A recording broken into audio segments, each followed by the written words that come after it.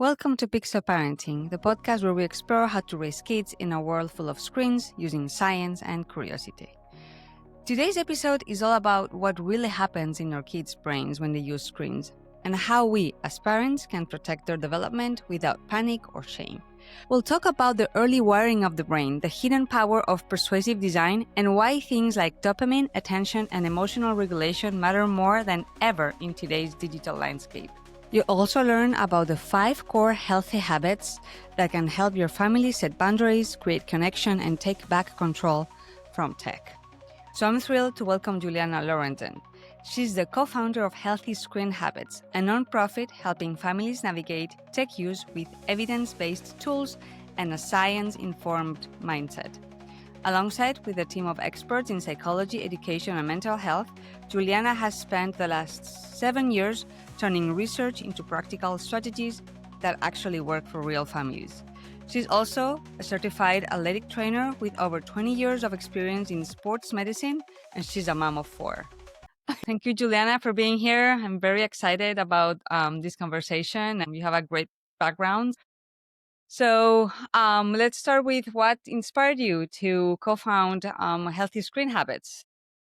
Well, so my background professionally has been, 20 plus years as an athletic trainer.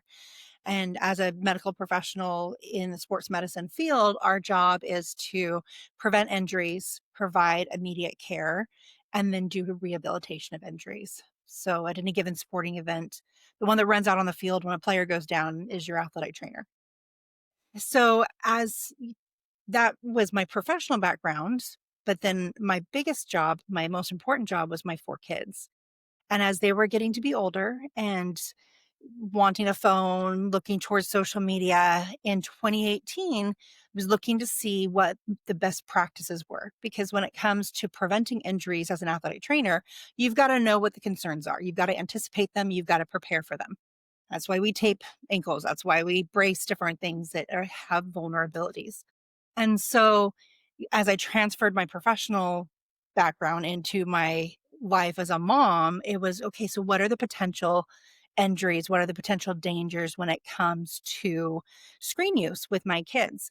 And, looking towards not just what the internet says I ought to do or what this other person says I should do, but what are the research-backed, science-backed practices that are best practices?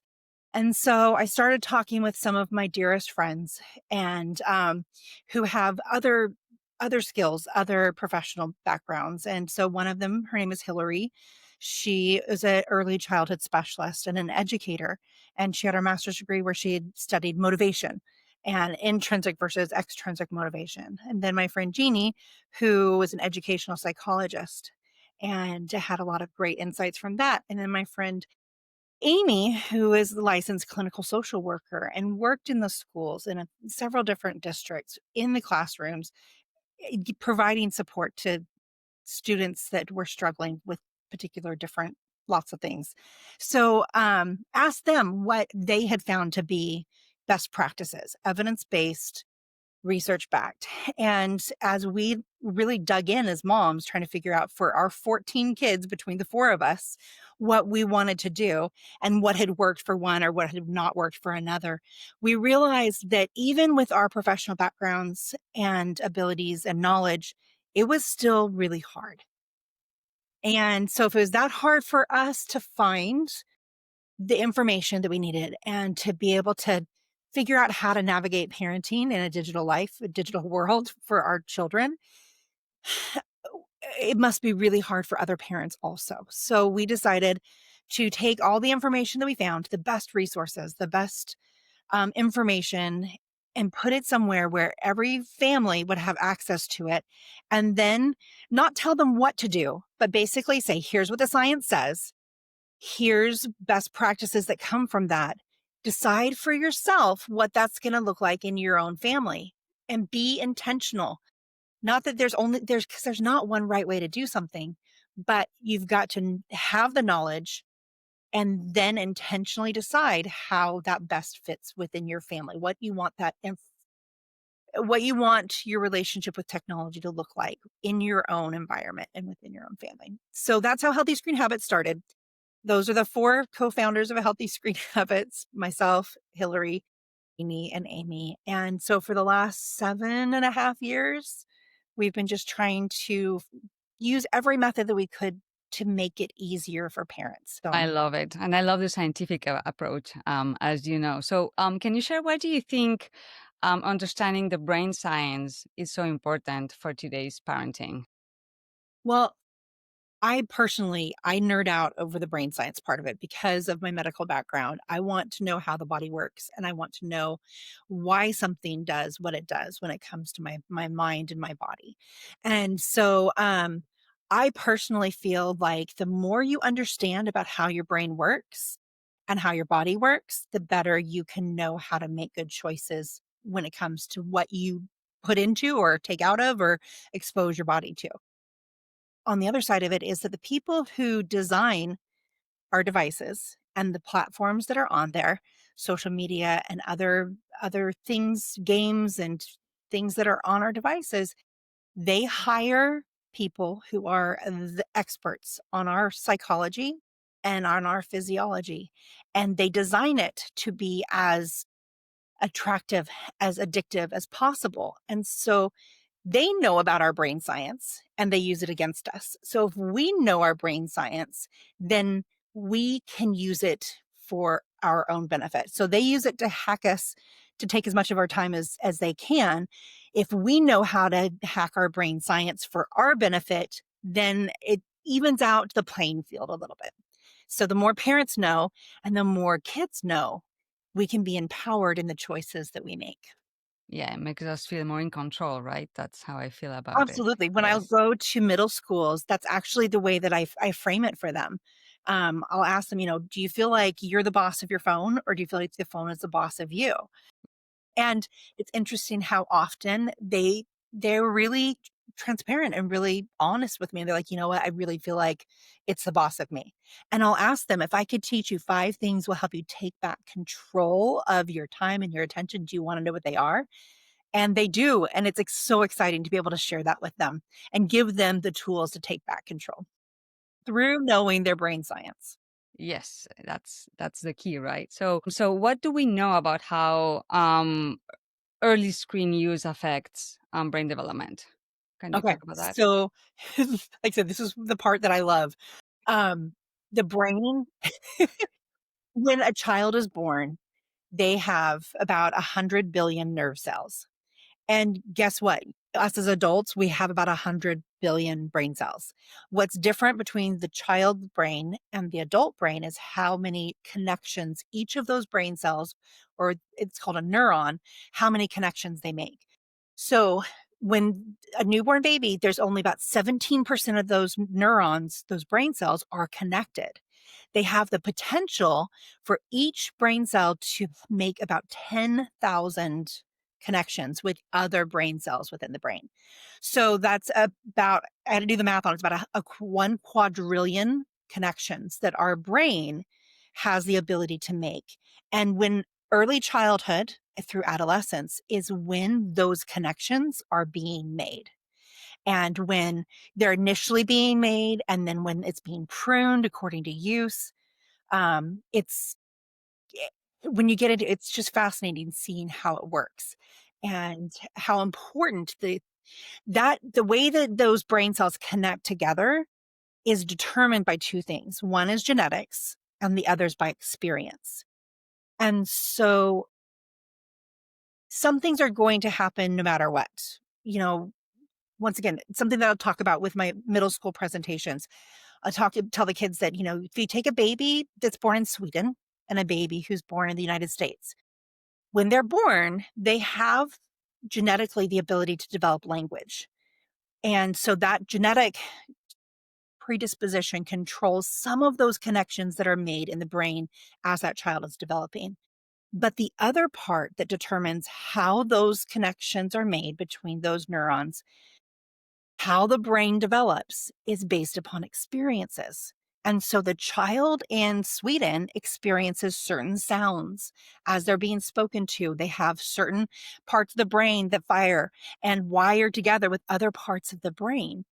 Now, in the parts of the brain that hear the Swedish language and develop the Swedish language, that is the experience part of the brain development. So if somebody grows up hearing Swedish or hearing English, the different parts of the brain are going to connect. And that is what determines how our language develops.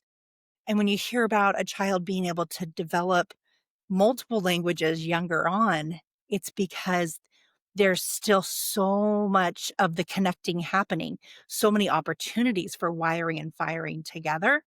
And so when people say, oh, I can't learn another language, I'm too old. Well, early childhood is easier because there's more of that structuring, more of that wiring and firing happening. So that tells us experiences in those early childhood years are vital. So when the question is, how do screens impact that brain development? With that foundation now that we know of how the brain develops, our screen habits affect positive or negative the development of our kids' brains, our habits as well as their habits. So if you look at a parent's habits, when a baby is born, it's fascinating. The ability to see, they have initially the ability to see about the distance between where mother would be holding her baby or father and where they be. So then as you're feeding, as you're interacting, their brain develops, letting them know that, hey, I'm safe. I'm the most important thing in my mama's life because she's looking at me. She's talking to me. She's interacting with me. Well, when we have our phones and instead of looking at our babies, we're looking at our phones, it sends a message that we don't even know we're sending, that this is the most important thing and not them. And they won't even realize when they learned that. It's an implicit memory that they have. That's the way the neurons start connecting, right? Yeah. And then, later on, if we're not talking with them because we're on our phone more, they don't have as much opportunity to develop those connections in their brain, to develop the skills of recognizing what's being said and then responding. Um, there's so many speech pathologists that have been reporting how there is a serious delay in speech development.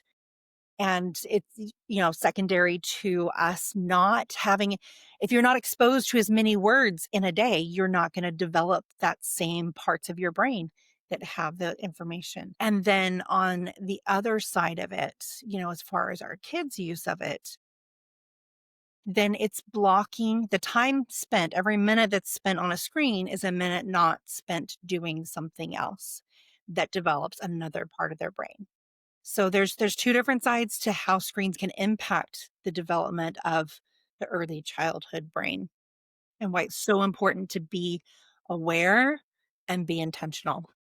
Yeah, I love that you separated like both their habits and our habits because sometimes we forget about our modeling, right, as adults. And we were we're growing in this world where nobody taught us how to manage this technology, so we're setting a model that's, I don't know how to say it, that's not healthy probably. Yeah. And that's the thing. It's like when we talk to parents, it's so we try to make sure that we tell them we're all figuring this out. There's no shame here. It's just a matter of, you learn better and you do better. But until you learn better, you don't know that something is worth the effort to do. Exactly. Um, Another thing that, another unintentional consequence of our habits with the phone is that, you think about that baby, now they're a little bit older and they're in a shopping cart at the store and they're having a hard time regulating their emotions. And instead of helping them find ways to regulate by, looking at this or talking to them with that, what is the default? A lot of times you give them the device and then this becomes, whether we intend to or not, it becomes a source of entertainment. It becomes a sort of a pacifier. And so it becomes other things to them implicitly that it's a source of, like I said, entertainment and for emotional regulation. And then they get a little bit older and they're swinging on a swing and or doing something interesting, or it's on their birthday. And what do? We pull out the device to take a picture. And Yes. then it becomes the thing that determines whether something is of worth or not. That if it's with my oldest, Yeah. I remember being at the park with him and he was swinging on a swing and he's like, "Mom, look at me. I'm swinging like a bird. Mom, look at me." Those were his words. He wanted me to look at him because my attention validated the worth of what he was doing. Fast forward, okay, so my oldest is 22 now, my youngest is 13. Even with, trying to be aware of good habits, my 13-year-old, when he was in the swing as a little baby, trying to get my attention, he didn't say, "Mom, look at me."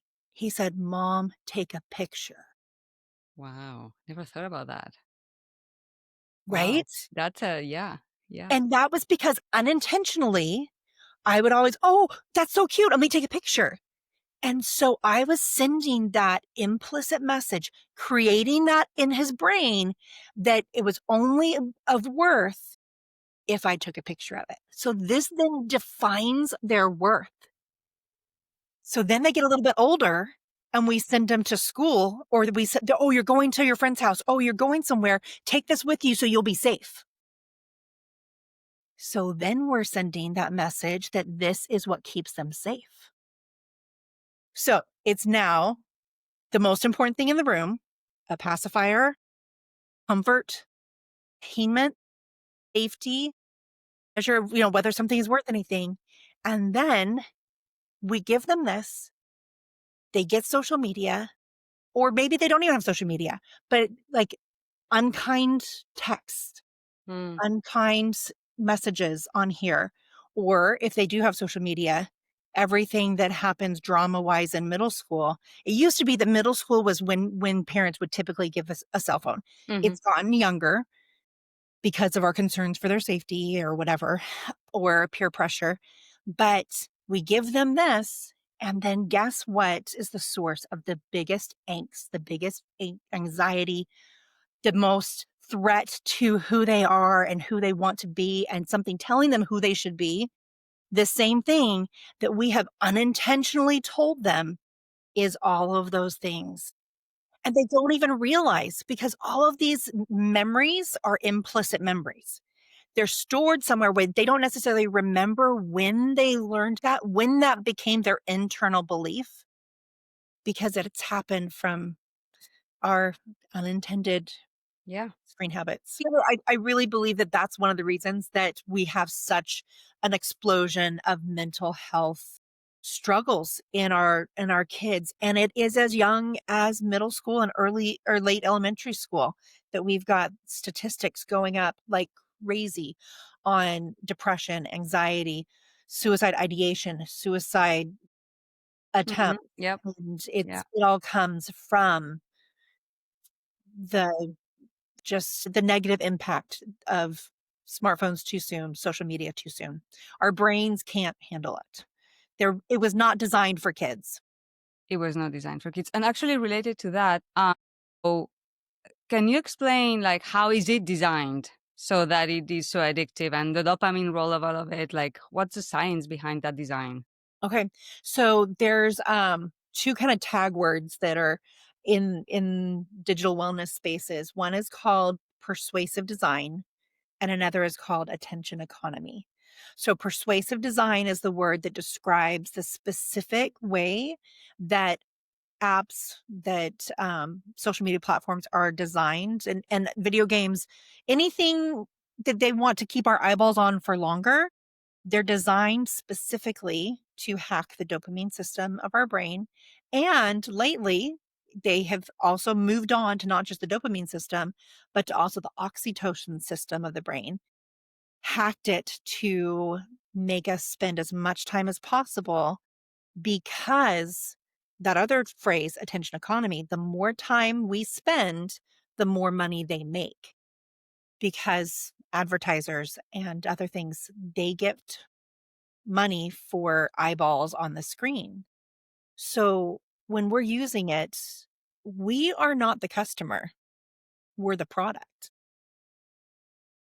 how can we explain to children how does that work so they're aware of the mechanism of that dopamine or oxytocin release?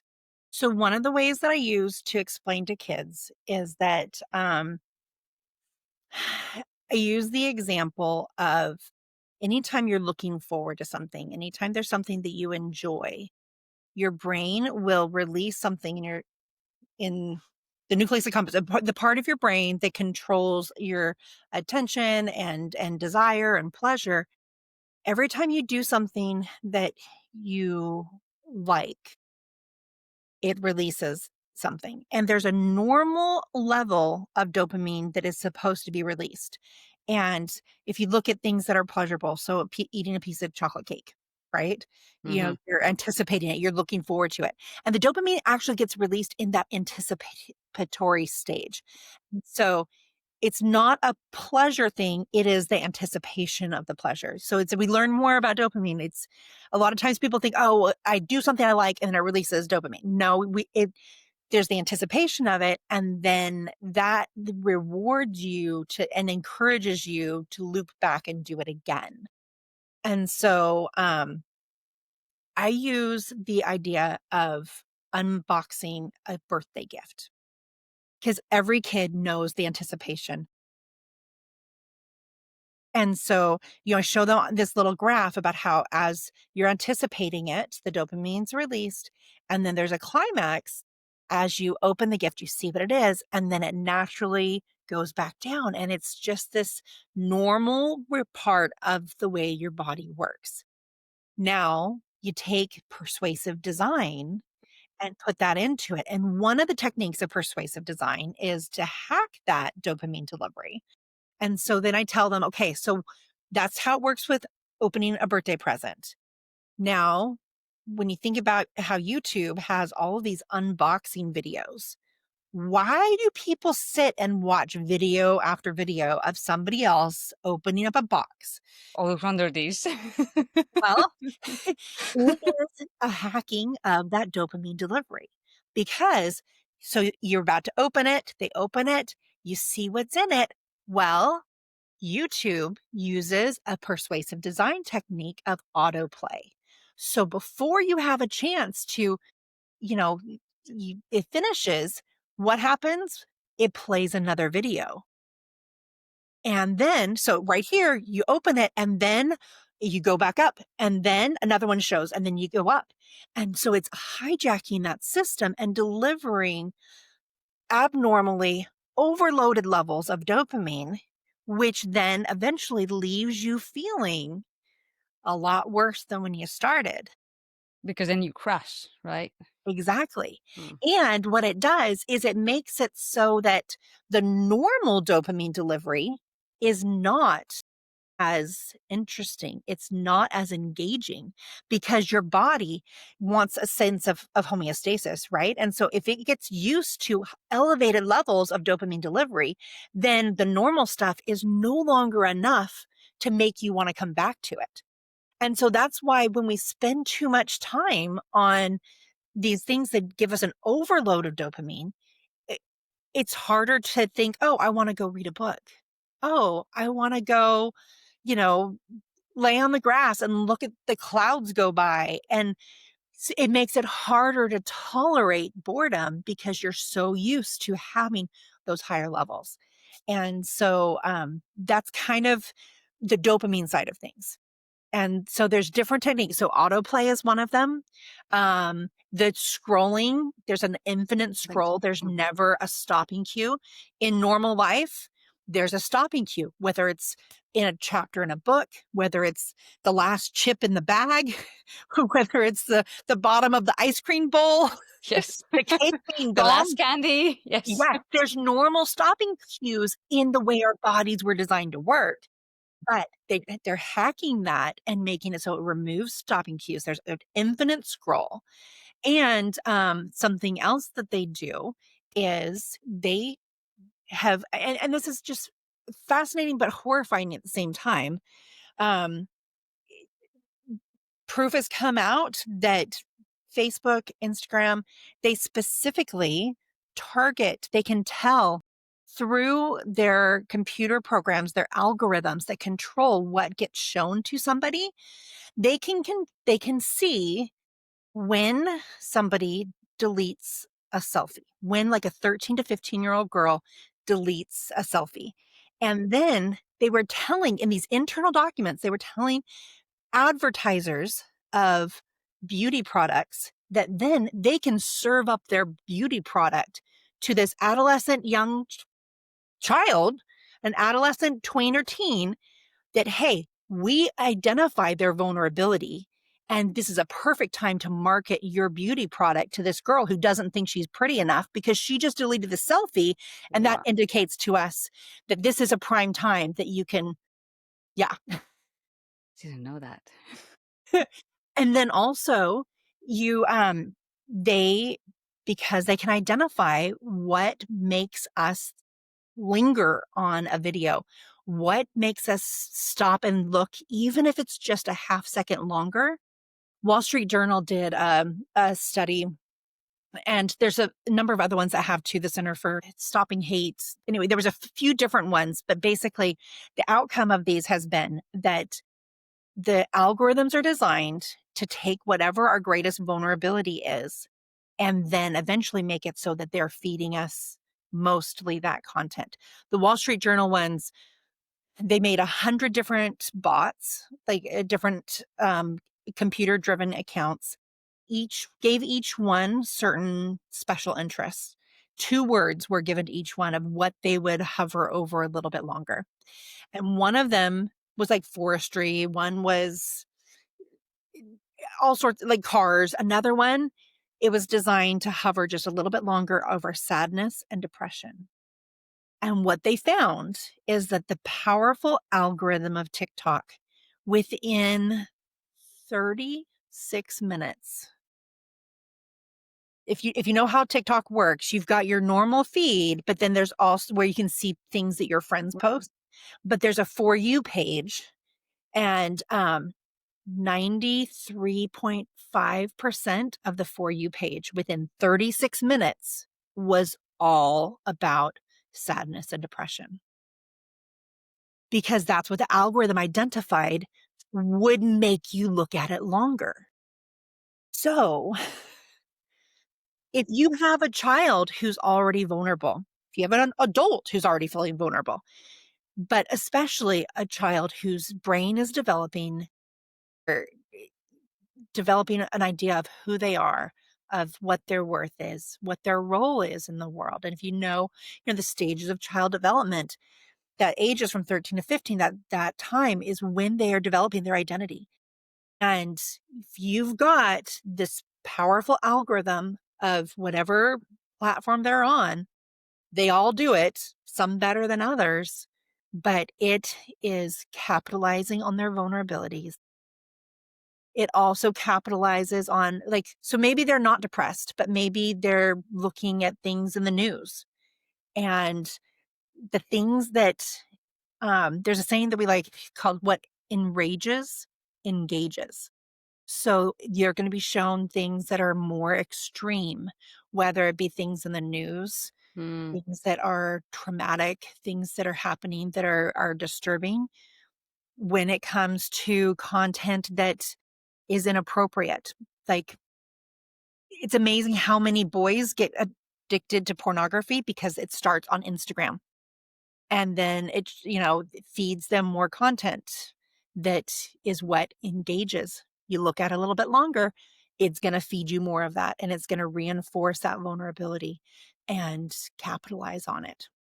Yeah, So, and as you said at the beginning, it's everything is an experience, and this is an experience that will shape them. Like it's yes, shaping their brains. it literally fires parts of the brain that wire with other parts of the brain that then, you look at the statistics on erectile dysfunction in 18 to 22-year-old men. I can't remember off the top of my head what the study was, but significant increase in erectile dysfunction in older teens and 20 somethings, still within that adolescent range, the brain development time. It's because as they're getting an overload of that dopamine, overload of those different things, the parts of their brain that should be able to function in a certain way are no longer able to work with their body to function a certain way.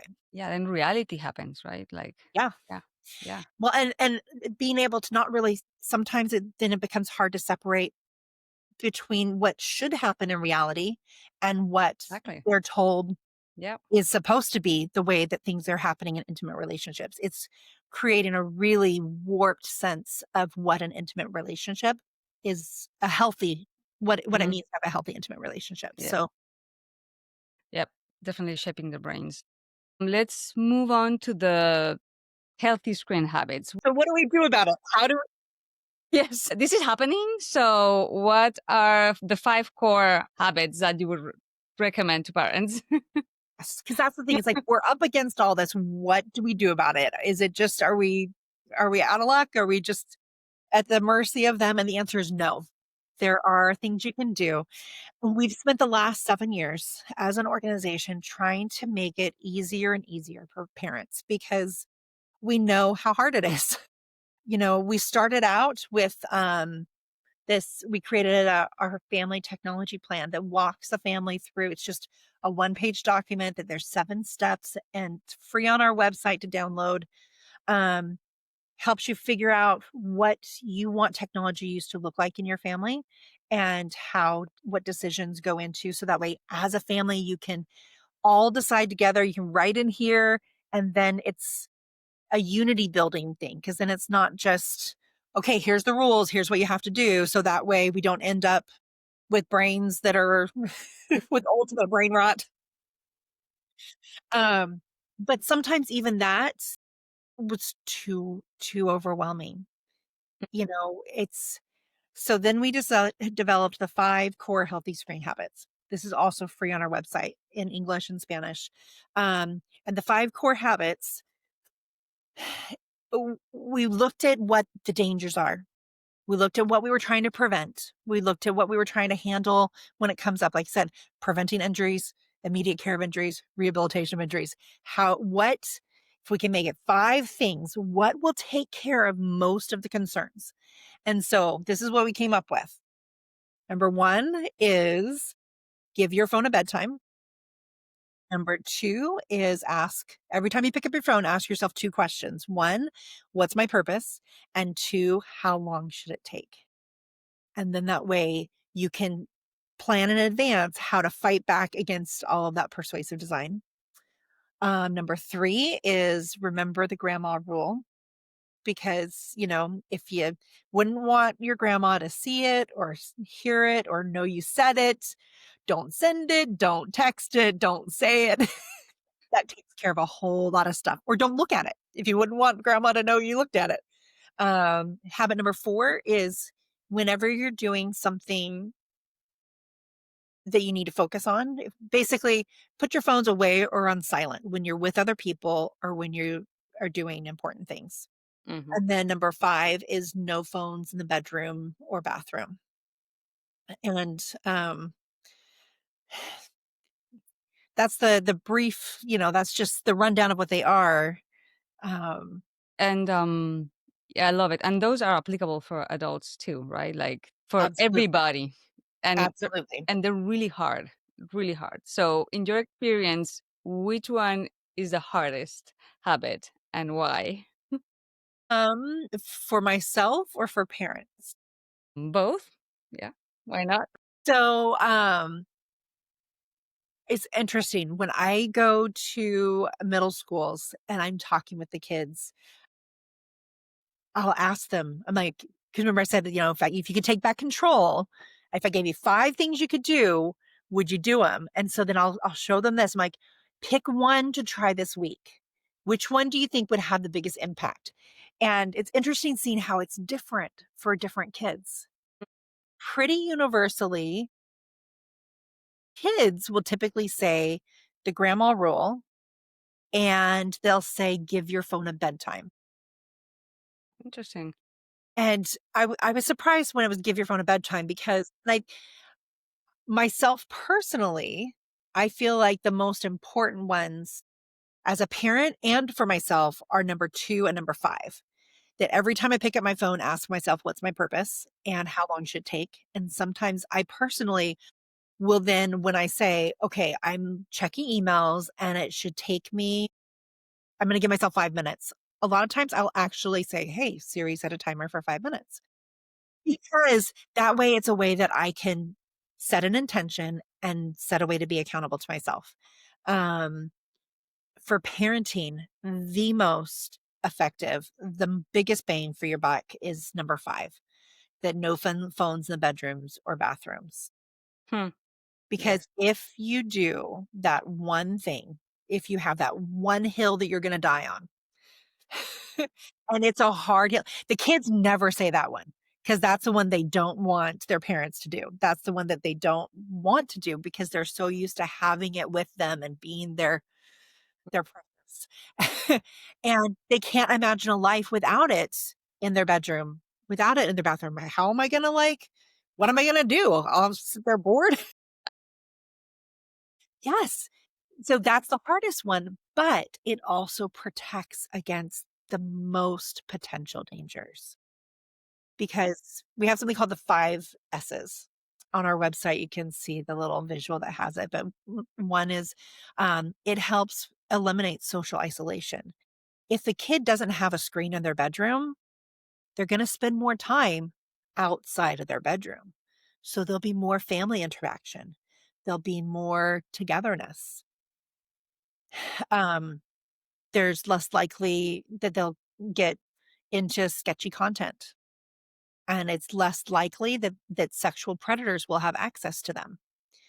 Um, and then another one, the 4th S, is it provides a sanctuary. If the phone is in the bedroom, it steals that sanctuary.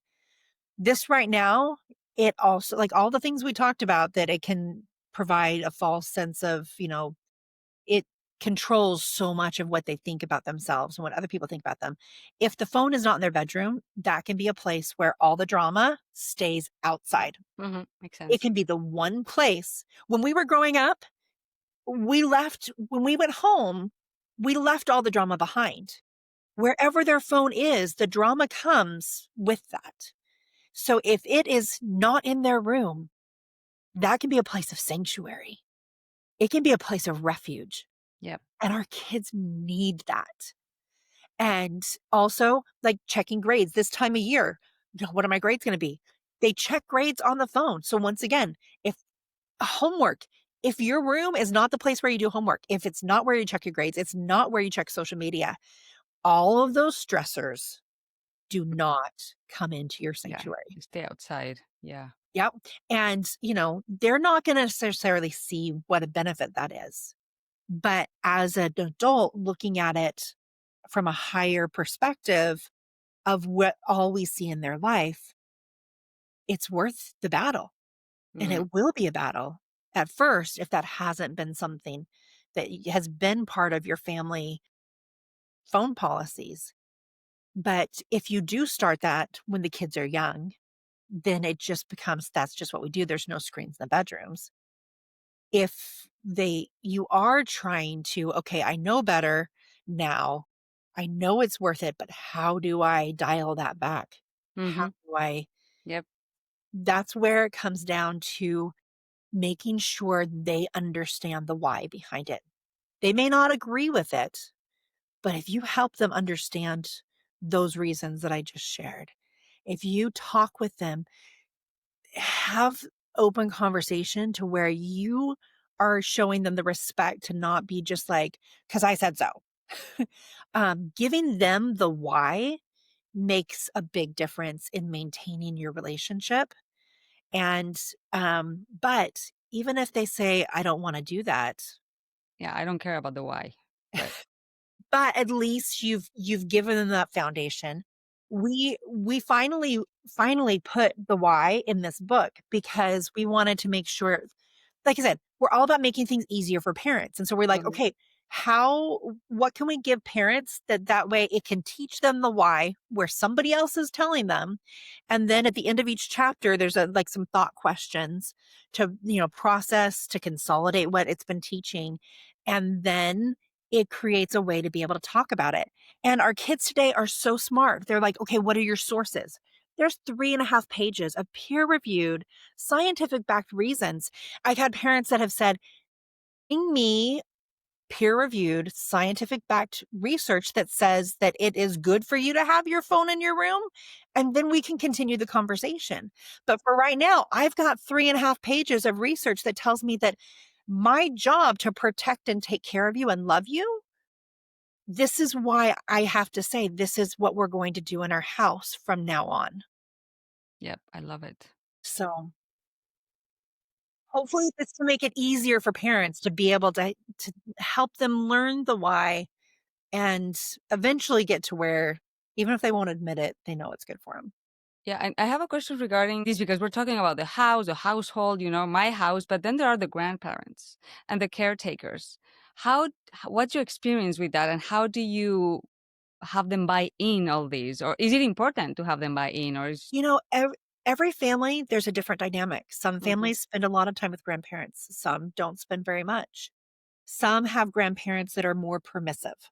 Some have grandparents that are less permissive and have judgment on what their kids are doing with their Mhm. grandkids as far as screens go. Exactly. It's funny how many grandparents have bought our book to give to their kid, to give to their grandkids.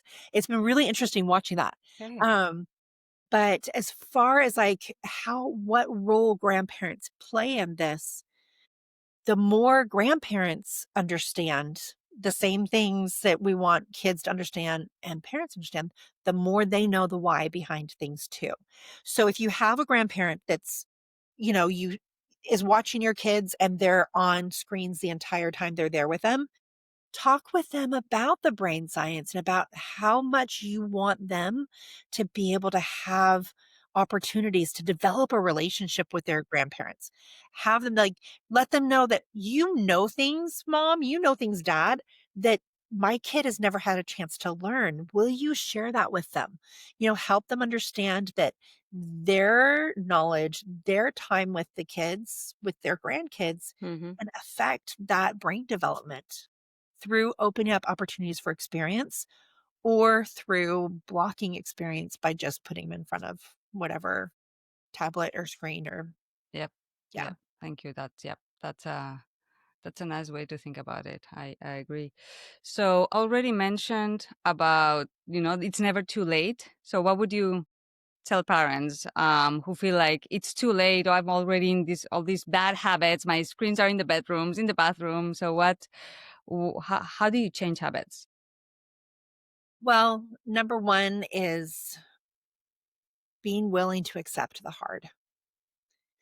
Knowing that, yes, it's going to be hard to dial that back. It's going to be hard to deal with the pushback, but you got to pick your hard.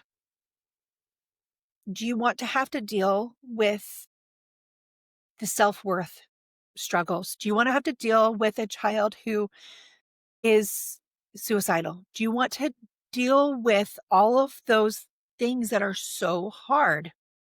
Or do you want to deal with the hard of, I hate you. This is stupid. Nobody else's parents do this. If, and it may seem like an oversimplification, but let's say that you had a child and you didn't know how important it was to put a seatbelt on, to put them in a child seat. Hmm. And you find out all of the reasons that they are safer if you do. But, I haven't done it. So, does it matter? Yeah. You know, when we know better, we do better. And it doesn't, if we didn't know, be kind to yourself. Don't beat yourself up and know that you can do it.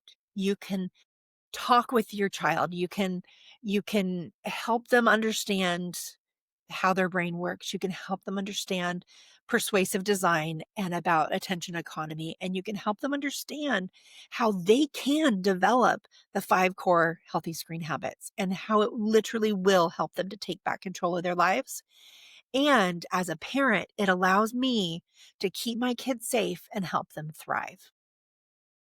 Yeah, and I think also.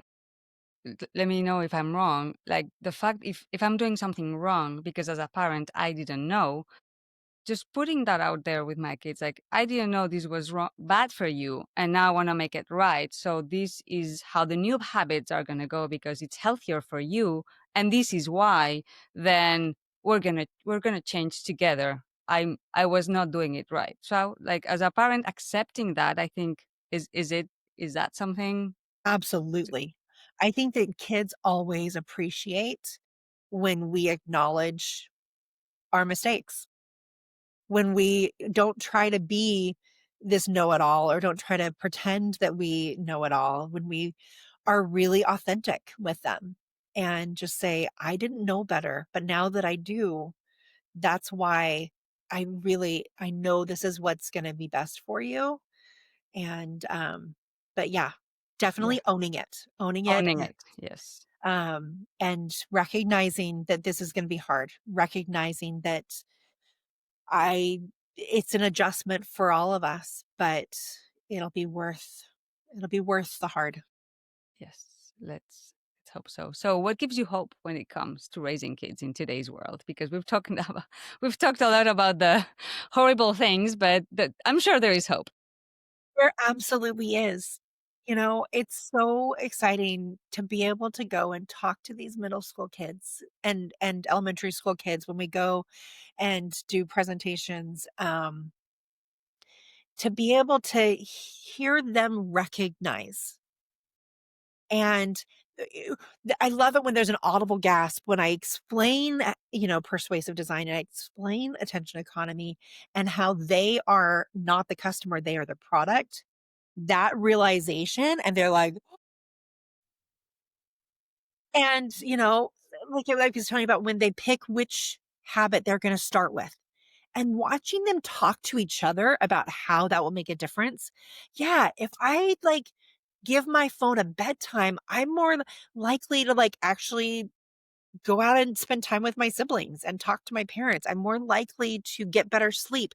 They are smarter than we give them credit for.